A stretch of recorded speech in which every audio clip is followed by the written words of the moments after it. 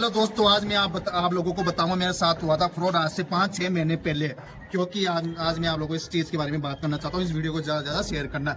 एक यूरोप हैदराबाद का रहने वाला एक बंदा है, उसका नाम है अब्दुल्ला। वो एक एजेंट है और एक अमजद है जो उसका साथ में रहने वाला पार्टनर है, ठीक है। और ये अमजद नाम का बंदा रहता है सऊदी अरब के अंदर। ये रहता है मेरे अंकल के पास में। इसने बताया था, अमजद ने बताया था कि मेरे अंकल को यूरोप भिजवा दूं मैं, आपके जो लड़के हैं ना उनको, और वहां पे सैलरी मिलेगी 1 लाख रुपए और यहाँ पे लगेंगे आपको 2 लाख रुपए देने पड़ेंगे और बाकी का 2-2.5 लाख रुपए जो कंपनी में से 35% करता रहेगा हर महीने की महीने। हम लोगों ने सोच लिया वहां पे चलो अच्छी बात है, यहाँ पे 2 लाख रुपए देने पड़ रहे हैं और बाकी का कंपनी में से कटेगा। और लाख रुपए सैलरी है, कोई लाख रुपए छोटी सैलरी नहीं है। हमने ये सोच के हम 3 बंदों ने उठाया था कदम हैदराबाद जाने के लिए। फिर वो एक अब्दुल्ला नाम के एजेंट है, उसने हमें बुलाया, वहां पे गए, हमने वहां पे मेडिकल ये करवाया और उसने मेडिकल में भी हमारे साथ फ्रॉड कर दिया। मेडिकल हुआ था 1500-1800 का नॉर्मल, क्योंकि मेडिकल हमने बोला था हम यहाँ पर ही करवा ले, पर उसने बोला नहीं वहीं हैदराबाद का ही मान्य होगा, क्योंकि वो एक नॉर्मल था, वो कहीं भी हो सकता था वो मेडिकल 1500-1600 का। उसने हमारे पास मेडिकल के अंदर भी 10,000 के उसने एठे, सिर्फ एक बंदे के,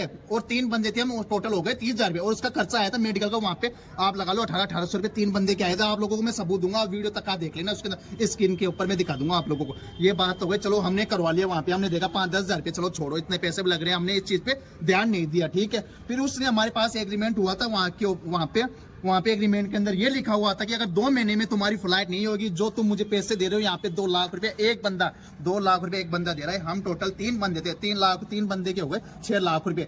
उसने एग्रीमेंट में ये लिखा अगर 2 महीने के अंदर तुम्हारा काम नहीं हुआ, जो तुम पैसे दे रहे हो वो पैसे तुम्हें वापस रिटर्न मिल जाएंगे और जो तुम्हारा आने जाने का किराया फ्लाइट का वो भी तुम्हें मिल जाएगा, यहाँ तक कि मेडिकल तक का तुम्हारा खर्चा तुम्हें वापस दे दिया जाएगा 2 महीने के अंदर अगर काम नहीं। अगर 2 महीने के 5-10 दिन ऊपर हो जाए वो कोई बड़ी बात नहीं है। ये बात होने के बाद में चलो हम वहां से आ गए, जो आप एग्रीमेंट देख लेना स्क्रीन के ऊपर चल रहा होगा। तो हम घर पे आ गए। घर पे आने के बाद में हमने 1-1.5 महीना वेट किया। हमने 1-1.5 महीना तक उसको कोई डिस्टर्ब नहीं किया उसने, क्योंकि 2 महीने का नाम लिया। फिर जैसे 2 महीने पूरे हो गए, हमने उसको फोन किया, जो एजेंट है अब्दुल्ला नाम का हैदराबाद का, उसको हमने कॉल किया, वो हमारा कोई कॉल नहीं उठा था। उसने 10-15 दिन तक हमारा कोई एजेंट होता है, एजेंट का ये फर्ज होता है भाई हर चीज अपने बंदे को बताऊं मैं, हाँ भाई अब भी नहीं आया ऐसे आऊंगा। ये साला बहन जो फोन उठा के जवाब तक नहीं देता था ये बंदा।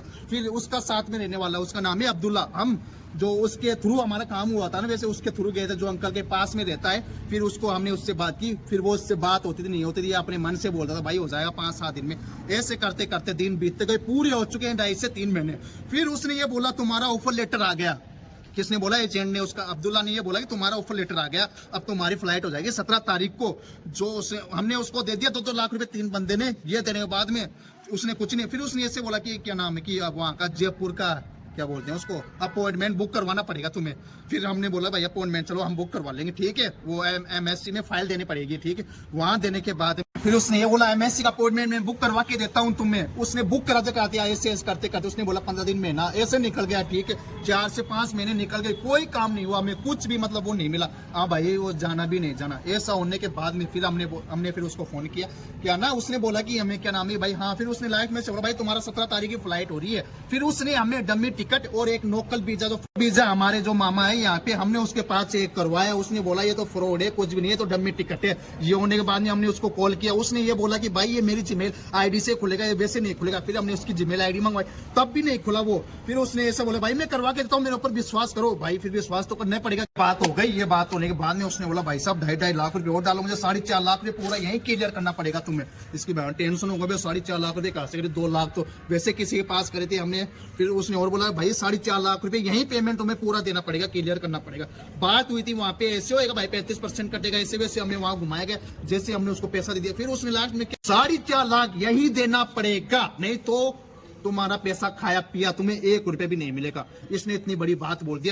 और मैं आप लोगों को रिकॉर्ड सब देख लेना, आप उसका प्रूफ दूंगा आपको, ठीक है। और इस वीडियो को ज्यादा शेयर करें ताकि आप लोग। हमने कैसे भी करके 2.5 लाख का और बंदोबस्त किया, क्योंकि फर्स्ट में हमने 2 लाख रुपए उसको दे दिया था। फिर उसने बोला भाई यही करना पड़ेगा 4.5 लाख रुपए। फिर हमने कैसे भी करके 2.5 लाख रुपए का और बंदोबस्त किया, कैसे भी करके किसी से कर्जा उठा के उसको हमने 4.5 लाख रुपए दे दिए। हमने उसको 4.5 लाख रुपए, मतलब कि एक बंदे ने 4.5 लाख दे दिए, 3 बंदे के हो गए 13.5 लाख रुपए हमने दे दिया उसको। फिर उसने ना फोन उठाया ना उसने मैसेज का जवाब दिया, उसने फोन तक बंद कर लिया 5-7 दिन तक। हमने हमारे हो गए टेंशन। 4.5 लाख रुपए एक बंदे की बहुत बड़ी रकम थी यार, हमें नींद नहीं आती थी। फिर हमने यहाँ पे थाने में गए, केस करवाए। और तुम्हें पता है केस करने से आजकल 100 सालों से केस चल रही है, उनकी आज तक सुनाई नहीं हुई।